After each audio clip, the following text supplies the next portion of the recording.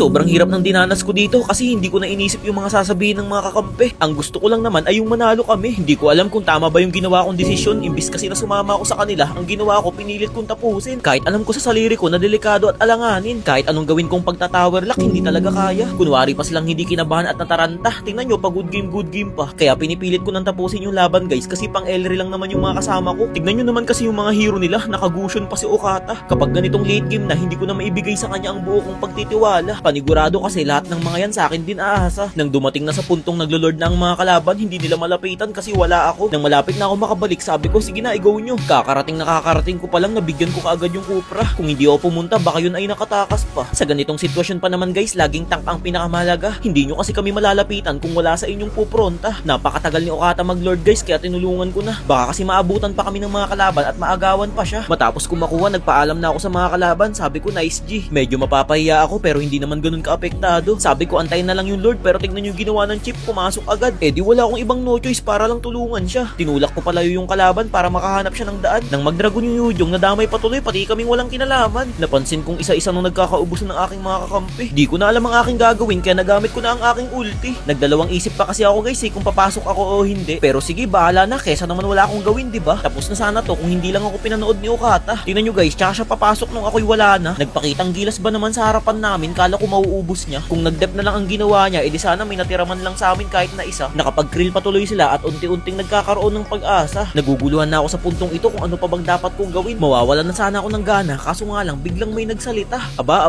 bumuboses na sila. Sabi, cute mo Chick. Alam ko naman na yun, di niya na kailangang sabihin. Ewan ko kung nananadya ba siya o nagpapapansin. Nang dahil dyan, humanda kayo ngayon sa akin. Pero bago ko lumusob guys, kinuha ko muna tong red bluff para masakit ang aking damage. Nang makita kong nag-iisa siling sa botline, sinibat ko kaagad baka sakaling tumama. Pero nakita ko naka-immortality na pala siya kaya hindi ko na hinabol pa. Sa puntong ito, pinag-iisipan ko kung paano ko makakapasok sa base nila nang hindi nila nararamdamang andun na ako. Gusto ko mabibigla na lang sila at mapapasabi ng hala, si Chick andun na pala. Lalo na ngayon, naka-winchalant na ako. Baka habang nagtatower lock ako, hindi na ako tablan ng mga yan. Wala man akong boots, kaya kong makipagsabayan. Eto na guys, habang nagpapahabol yung chip namin sa kanila, sabi ko umalis ka dito pagtapos niya na. Abangan nyo yung gagawin ko guys ha, baka pati kayo mapasabi ng iidulo. Hindi naman ako basta-basta tumatapos ng laban guys nang hindi nagpapaalam. Di ba nga lagi kong ginagawa yun? Kaya basahin nyo yung huling mensahe ko sa kanila ngayon. Napakaayos ng pagpapaalam ko. Sabi ko, end ko na ha, bantayan nyo ako. Abalang-abala ang lahat sa pakikipagdigmaan samantalang ako nandito, maghahatid ng dilubyo.